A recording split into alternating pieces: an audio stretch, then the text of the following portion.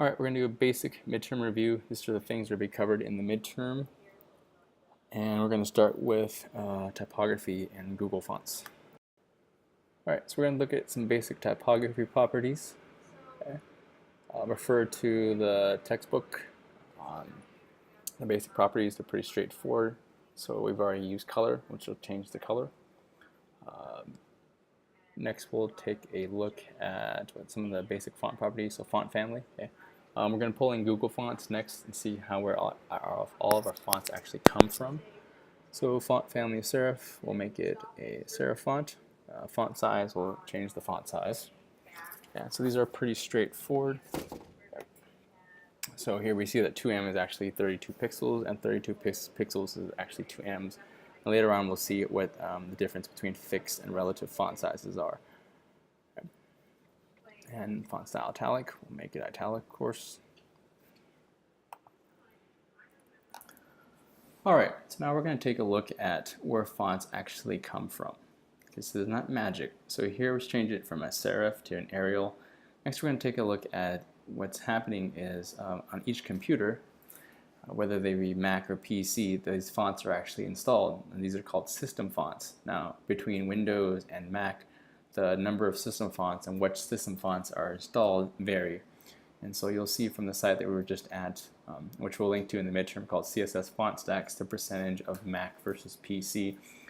And so typically what you're going to try to do is find a font that is installed on both Mac and PC. So the upside is these fonts are already installed, as we see here for Rockwell Extra Bold. The downside to this is it might not show up.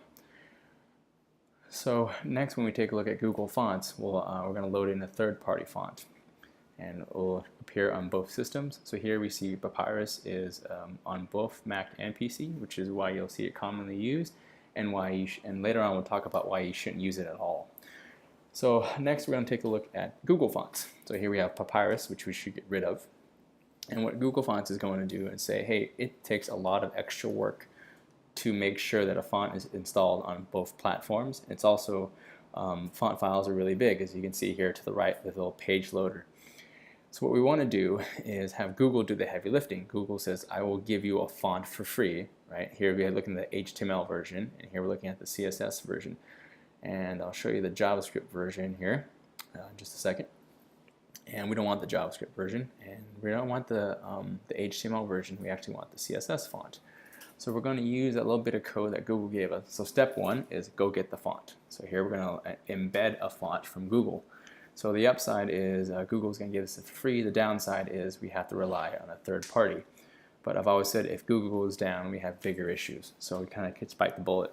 And then we're going to use our standard font family, but instead of saying a system font, we're going to use whatever Google tells us to use. In this case, Google says use Slavo 27. Okay, and see here now that the font has changed. So we're going to load in another font here called Lobster, like the world famous lobster.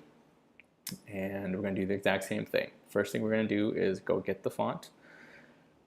And then once we embed the font onto the page, we're going to go ahead and use the font family to call it, or to actually use it. So embedding isn't the first step. Embedding is the first step, excuse me, not the last step. And now that we see here, we can change the font size, and there we go. We've used a font that's going to show up the same across both platforms. So moving on, we're going to take a look at character entities. And so I will link to this page on your midterm also. And Smart Quotes for Smart People, Jason Samaria's site. And the big difference here is quotes aren't straight up and down, or what are called lazy quotes, and those are inches. So, and we actually want the left curly and the right curly quotes. And you'll notice here they look different. You also notice that we're using what's called a character entity, and instead of just the quote itself, it gets encoded. So here's another level of abstraction. So that ampersand RDQO semicolon becomes those smart quotes, the actual styled quote. So you'll see here that lobster actually has an ampersand that looks different than the system ampersand. And so what we want to do is, if we don't use those encoded ampersand, we're going to miss out on that special characters.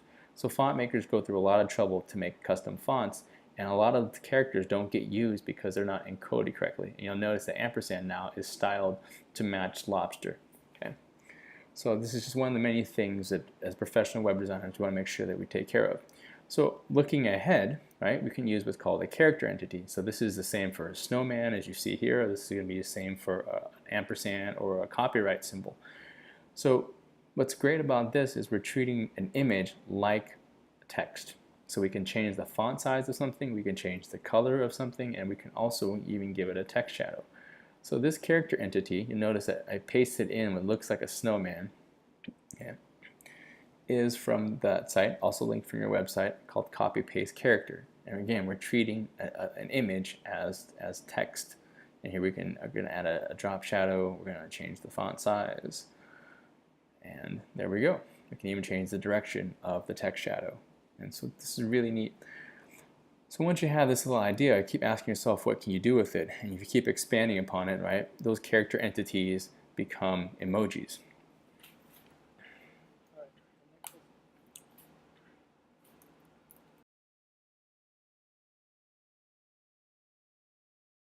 Alright, so next let's look at how the separation of content versus presentation. So you're going to take a look at your HTML and see where all of your CSS is and remove it.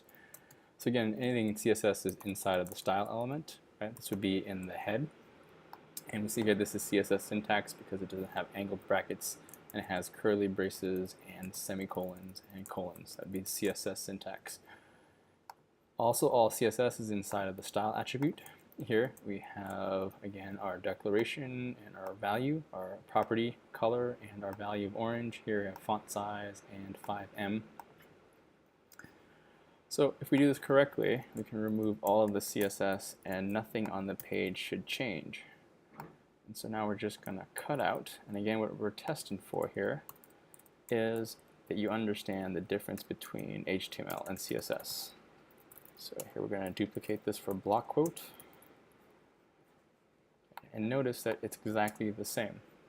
Now this style element is done because we removed all this, the CSS from it, and this style attribute is done. And again, there's a big distinction here between the style element and the style attribute. So remove the attribute, remove the element, and remove the quotes there, and notice that everything looks exactly the way it should, and because these two bits of styling apply to the same element, we can group them together. Okay. And this is just for easy readability of the CSS. Okay. So there we go. Alright, so lastly we're going to look at CSS specificity. So let's review what specificity is. Okay. So all the style sheets get inherited into one, so there's the cascade. Inheritance is what declarations from each of the rules get cascaded in, and specificity determines which ones actually get shown on screen. Okay? So the cascade, inheritance, and specificity. So anything in line has the highest value, IDs are next, classes are next, and after that elements. So real quick on the scoring, so if we take this rule, let's say right here, so we just count the syntax. So first off, is there any inline styling in this rule? And you see that no.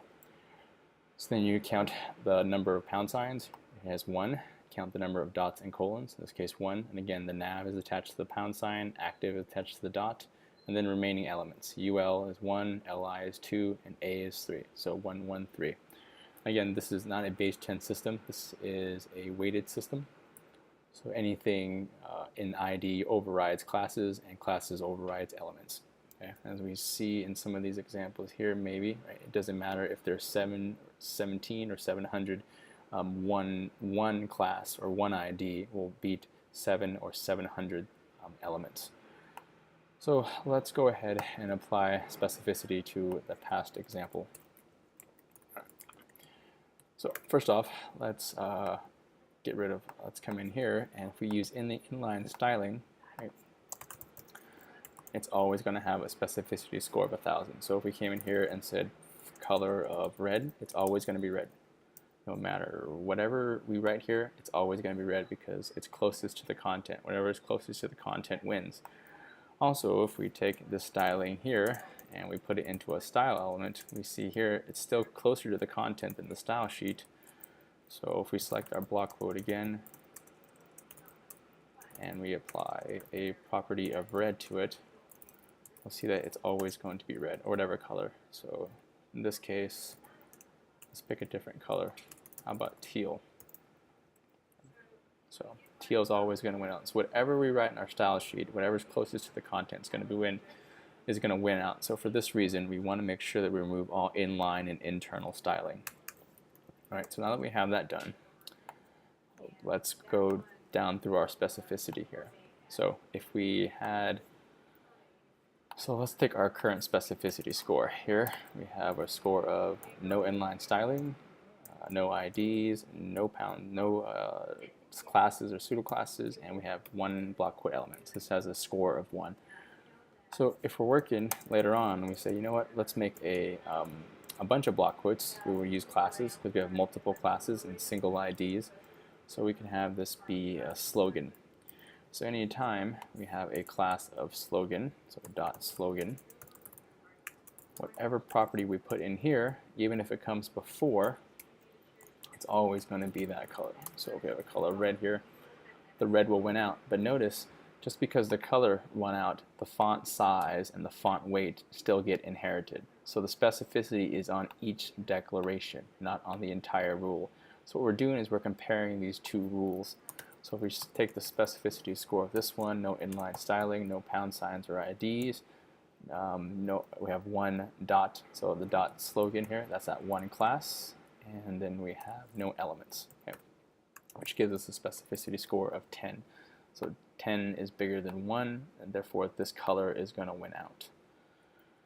And if we did the same thing to ID, okay, and this happens quite often, you're just working and then you keep adding things to your elements. And so now slogan, how about we call this thing banner now.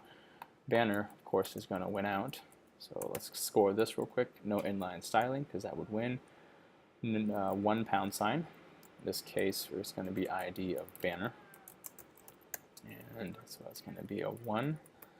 No dots or colons, and no elements left. And let's pick a different color here. Let's make this one teal. Right? Here you see that it indeed went teal, red, and orange. And if we inspect this, we'll see that the browser is upset at us because we've changed the color 3 times. And here is the cascade. So what's happening is we select this block quote, we see that the color is being changed many times over. Oops, it's not updating itself here. Let's save this and then refresh this.